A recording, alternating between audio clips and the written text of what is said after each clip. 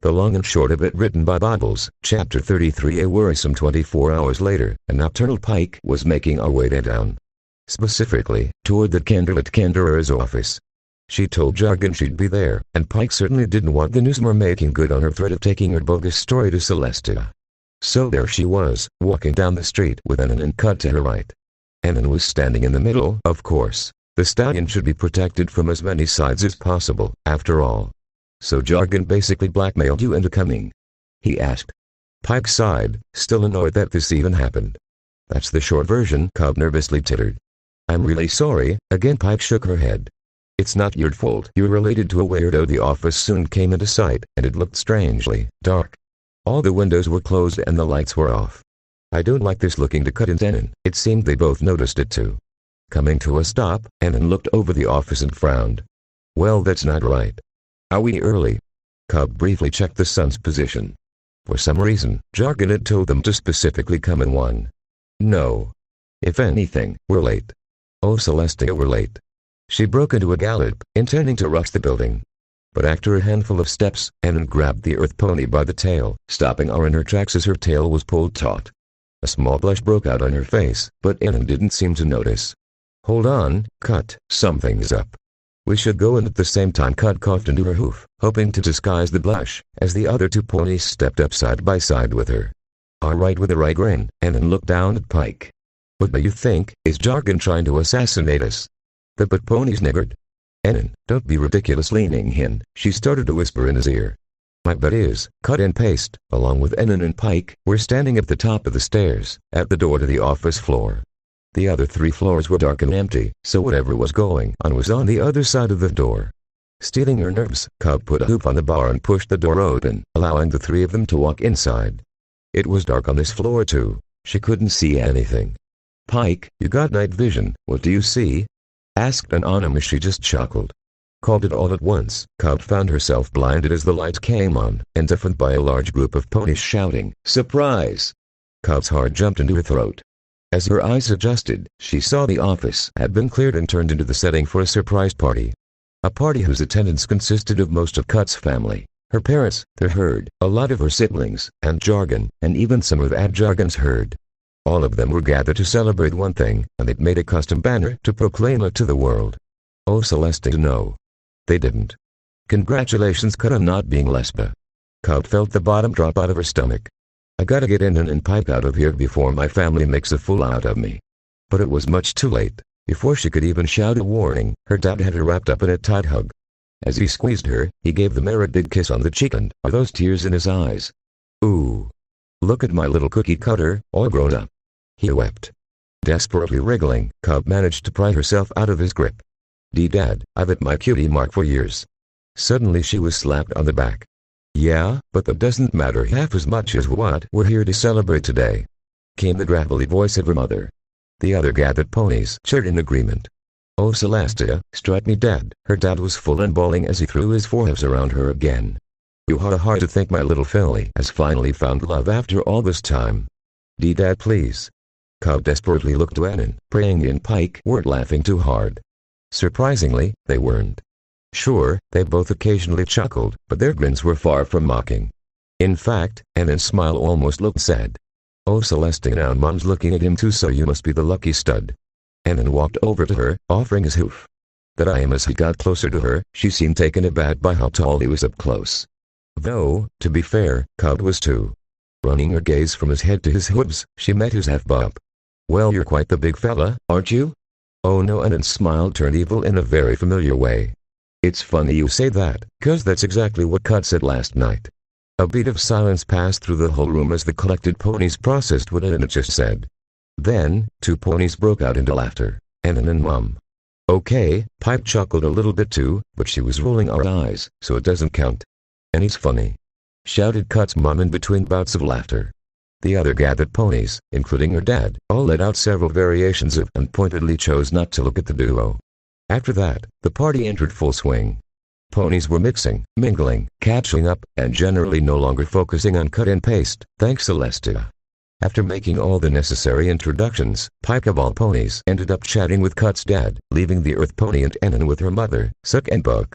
This, unfortunately, had emboldened her to change tack to even racier topics. So, was your first teeth smothering everything I told you it would be? Looking away from her, Cut hoped it hid her grimace and her blush. Come on, Mom. Sure, not every pony is listening, but you're still in public. It was certainly everything I could have ever wanted. Annan boasted. Her mom good fought for the teeth time. You may pick a late, foal, but when you do you really knock him out of the park. As if that comment wasn't bad enough, she leaned into Cut's ear to continue. You know he's here for the long run too. When a stallion built like that lets you rest your teeth on his face, you know he likes it. Oh please Mom, for the love of Celestia. So I gotta know, did practicing on that pillow with a stallion on it help? Every silent second after Suck said it, Cut's face drifted further and further into abject horror. Ah. She promised she'd never bring it up again. And then turned to face her, with a distinctly inquiring look on his face. It reminded Cut of a predator going in for the kill. What's this about a pillow with a stallion on it? Anonymous smelled blood in the water. Well, not really. Sure, it sounded bad. After all, the first thing you'd always think of when he heard pillow with a stallion on it would be an enema body pillow, and Cut knew that. There was no way that's what it actually was, though. No parent would ever just casually mention their child's enema body pillow. Cut's mom, however, seemed keen on testing that theory. So when Cut was younger she used to read these. Oh Celestia, what were they? Mangoes? Oh my god, and manga. Mom, that's it. Manga. Oh my god. Cut, Annan interrupted before Set could continue. Did you have an enema body pillow? At the phrase enema body pillow she turned as white as a sheet. Holy shit, she totally did. Annan was trying not to laugh, he really was, but it was a battle he was rapidly losing. Oh, you've heard of them? Huh. No wonder Cut went for you. The stallion was grinning ear to ear. Cut was the kind of mare that would own a Dakimakura. And speaking of, she looked like she was about to die of embarrassment. Her face was as red as a tomato, and she was doing that cute thing where she hid her face in her hooves. And alright, it was time to loosen the noose a little bit. He didn't want her feeling insecure about this for the rest of the day. Giving her a little side elbow in the ribs, he gave her a smile that was more earnest. Saga, who's your husbando? Cut blinked in apparent surprise, but then her mood seemed to lift instantly as she beamed a bright, if awkward smile. It appears that in the horror of being outed as owning a body pillow, she had forgotten an important fact. In fact, she was reminded about by his proper use of husbando. The fact that Annan, deep down, was also a massive nerd who watched anime. Cut was hesitant to answer, blushing a completely different way as she averted her eyes. Which he understood. It would be strangely intimate and awkward to share his anime wafer with a real-life significant other. But eventually, she worked up the nerve to answer. Tetsu from Way of the House husband, undoubtedly. His expression reflected how elvish he felt. Cut continued with a bit of a jab. Although you probably know it as something stupid, knowing how your home treats media. Annan was quiet for a moment. It's about a Yakuza boss that gives up his power to become a house husband, right? Cut was stunned. Why, you've seen it. Do you like it? Based on her reaction, it sounded like he really had seen it. Why on earth is this something that's remained constant? Still, he couldn't help but smile. Yeah, it's funny. Cut practically exploded in joy. It's so cool, isn't it? Tetsu using his bad flying skills. And he's so handsome. I just want to scoop him up and tell him his troubles are over and he can be my house husband. Her gushing abruptly cut off, likely because she realized she was gushing about a manga character to her mom on cold front. Yes. I like the series a lot. Suck, with an amused look on her face, chose then to speak up. Hell yeah, she does. There's an import shop a few blocks from our place in Las Pegasus. Cut used to go there every first of the month to buy the new volume and anything related to what they had in stock. So many posters. That explains how she's mainlined so much anime without the internet. And one day I'm going there because I want to get a little something for her birthday, and what do I see? The cold she had so many posters of, on a pony-sized pillow. I knew I had to get it the moment I saw it. It was at that moment something occurred to him. Did Suck not understand what kind of people own Dakimakuras? What people think of people who own Dakimakuras? Figured if she loved this cold so much, she'd appreciate being able to practice snuggling and smothering him, but Naya. If she had her way, the most this filly would have ever done to that pillow was sleep next to it respectfully. What? Looking to Cut, Annan expected to see an embarrassed look that would confirm Suck's statement, but instead she looked inflamed. Because Tetsu is a pure husband whose smile needs to be protected. You wanted me to shove my teats in his face like he was a common hussy. No fucking way. She didn't even fuck the pillow. Actually, he wasn't sure if it was better or worse. Sut just rolled her eyes. Clearly this was a conversation they'd had before. You needed the practice. Practice that paid off, eh? She asked as she elbowed Cut in the ribs. An action that made Cut cross her hooves and start grumbling. Wait, is she saying practicing on a pillow actually helped? How? While Cut continued to grumble, Sut leaned in and whispered to him. I tell ya, the only way I got her to put her teats on that pillow's face was by threatening to put my teats on it if she didn't. She was not happy, but Sut didn't whisper it quietly enough, because the fire was immediately put back in Cut's eyes. Mom. Her mother just cackled. She still isn't. Meanwhile, just a few feet over, by sheer chance, Nocturnal Pike found herself talking to Cut's dad instead of her mom. Barely had left her a little starstruck, honestly. The stallion was a movie star and he looked it. Despite being practically the same age as her dad, he didn't look nearly that old. His emerald coat was luminescent and she couldn't see a hint of gray in his seafoam green mane. His face was also free of the wrinkles that marked Sut's visage. It made her wonder how he ended up with a mare that looked like her.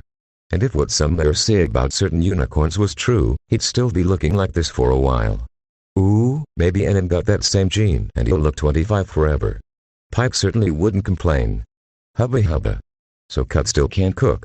He asked, pulling her back out of her head. No way, not unless it's Rama. Barely shook his head, tooting all the while. I told that filly that if she wanted to get a stallion she needed to learn how to take care of herself. He sighed. Oh well. At least it seems to be working out. Pike shrugged. I can handle most of that stuff anyway. Her statement visibly surprised the stallion. Really? I'd have thought a macho guard mare like yourself would have thought such things, and merrily they were. Pike started rubbing the back of her neck nervously. Why are you doing that? It's not a big deal. I really barely didn't start berating her though. He only smiled approvingly. Good to hear. I'm happy to know my Cut is in the hooves of a good alpha. What? I just admitted to doing something decidedly and merrily. Wouldn't that make me a bad alpha? You're not disappointed Cut isn't the alpha? Barely chuckled. Even in her teen fantasies when she was gluing pictures of herself onto her comic posters, she was a beta. So I'm just happy she's a beta to an alpha. Who cares? Aw, that's sweet, and entirely fitting for Cut. The mare really was born to be a bed. Wait, what was that part in the middle? Did you say, gluing pictures of herself onto posters?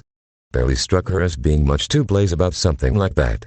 Oh, you know, just the normal stuff fillies who were into those comics from Nape do. That's how she got her cutie mark, actually. If I hadn't seen the poster before she edited it, I never would have realized she'd even done anything. Does Barely not understand how weird that sounds? No offense to Cut, but that was kind of bucking weird, and he did not sound like some pony who thought that was weird. Isn't that a little, odd? It looked like he'd never even considered the notion. No. Isn't that what most ponies do when they really like one of those books? Oh no, this poor stallion. I'll admit Sut and I never really understood it, but she always looked so happy. And I'm sure she's told you how rough school was on her, so, he sighed. We wanted to be supportive. It was little wonder Cut ended up so awkward. Her parents who wanted to support her just ended up enabling her. What a shame. Barely turned a concerned eye at Pike. It wasn't that unusual, right? She kept her face neutral, but inside, she was screaming. Her options here were either lie, or shatter this stallion's perception of how good of a parent he was. Definitely think the former is the wiser option here. No. I mean, I wasn't into that stuff, but I'm sure it's fine. Barely heaved a sigh of relief. Good. She always looked so nervous whenever we'd bring it up when she came to visit, so I was starting to worry. Oh Luna, am I going to Tartarus for such a bold-faced lie? No, that was totally the right call. Hoping to move on, Pike opened her mouth to start a new topic of conversation, but before she could start, she was interrupted by the sound of Cut's voice. Mom. Followed by laughter, which she assumed was coming from Sut. Glancing over at the pair, it seemed they were having some sort of disagreement. A big one too, considering Cut was actually fired up. After observing the scene, Barely tut once again. Come on, let's go save your cold friend from Chalk Talk. After Barely had butted into, as he said, rescue him, Anonymous decided that it was as good a time as any to excuse himself to take advantage of the refreshments. And that's where he found himself, looking over the table with a little paper plate floating in his magic. Let's see, we'll rob my teeth out, we'll rob my teeth out, we'll rob my teeth out, might rob my teeth out. Did these MFs not bring anything savory? Like cheese? He began to think he might not get anything. But as he was about to turn away, he heard Pike's voice echo in his head. Enon, you know that if you want to use that much magic, you'll need more sugar in your diet. He frowned. He didn't like it, but she was right. Alright, looks like it's a cupcake covered in a solid chocolate shell for me. As he took the treat, a familiar voice spoke up from behind him. Well, look at you, Anonymous. That was a mare he hadn't heard in a long time. Turning to face the voice, he saw Tender Care, the social worker Celestia tasked with assisting him when he'd first come here. Tendies. What are you doing here? She chuckled at his use of the nickname he'd given her. Jargon invited me, wanted me to see your progress first hoop though. Well, how surprisingly thoughtful of Jargon. Celestia had asked him to keep the mare dated himself, but with everything that had been happening he'd been sort of not doing that. And might I say what progress you've made? You've really come a long way, Anonymous. I really have, haven't I? He'd gone from a complete malagist who spent his time either at home or drinking alone, to an actual, productive member of society. He beamed, just a little, as he gave himself a mental pat on the back. You even went and got yourself a herd with 2 exceptional mares. Ha, I remember way back when you told me you would never have a herd, right? He did say that. He'd always found the idea of dating more than one person absurd. So how can you live with yourself? You're practically leaving Pike in the dust, you piece of she. I need to talk to Pike about that. After Annan had recently realized how much more time he'd be spending with Cut, due to them both working at the same place, his conscience hadn't been kind to him. He tried to find some solution: teleportation, astral projection, cloning, but nothing seemed like it'd work long term. And what would it mean if he spent so much more time with Cut? Will Pike feel neglected? Will Cut feel stifled? Will they both leave? Crushing the train of thought before it could ruin this pleasant event, he looked over to the subjects of his anxiety, Pike and Cut. Despite how he thought they should feel about sharing a boyfriend, they both looked so happy. What would I do without them? Yeah, the two of them are quite something, aren't they? There must have been something about the way he said that, because Tender starts laughing. I should think, considering they tamed such a wild spirit like you. He didn't really see what was funny about that, but he laughed along. The mare had done, or at least tried to do, so much for him, that he could at least pretend she was funny. But the degree of forced laughter served as a great reminder of why he wasn't dating just any pony. Mares could say some really weird shit sometimes. Taming my wild spirit. He'd pass on any mare who said that to him. Much later on, the party was starting to wind down. Now that the 3 of them had met and spoken with most of the attendees, Annan, Cut, and Nocturnal Pike were planning on heading out. However, the pet pony still had a piece of unfinished business. She wasn't leaving without talking to Jargon. At least she wasn't avoiding her, so finding the newsmare on the outskirts of the party was easy. As Pike approached her, Jargon smiled, looking much too pleased with herself. Well, Sergeant, am I going to the dungeon? Pike frowned. I don't like this mare. You're looking much too happy for a pony who just committed a felony. Jargon's smile faltered for a fraction of an instant, just long enough for Pike to catch it. But was I right? Was this worth your time or what? It was, but Pike didn't want to give her the satisfaction of actually saying it. Blackmailing a guard is a serious crime, Jargon. Don't do it again. Turning away from the mare, expecting that to be the end of it, Pike found herself coming face to face with a furious Fairly. Guess he was eavesdropping. Stomping past her, he immediately started shouting at Jargon. You did what? Jargon's smile completely vanished off her face. Oh, barely. Well, I had to make sure she came to the party, so, unbelievable. He shouted. What is wrong with you? Spinning 180 degrees, he was suddenly facing Pike again, with a completely different mood. Pike, honey, I am so sorry. Please let me make this up to you later. She just dumbly nodded, stunned. Out of the corner of her eye, she noticed Jargon trying to sneak away, something barely noticed too, despite the fact he was facing away from her. Whirling back around to face her, he immediately went back to being furious. And where do you think you're going? Jargon stopped in her tracks and shot Pike a pleading look. A look she wholly ignored as she turned and walked away. Thanks for watching, and if you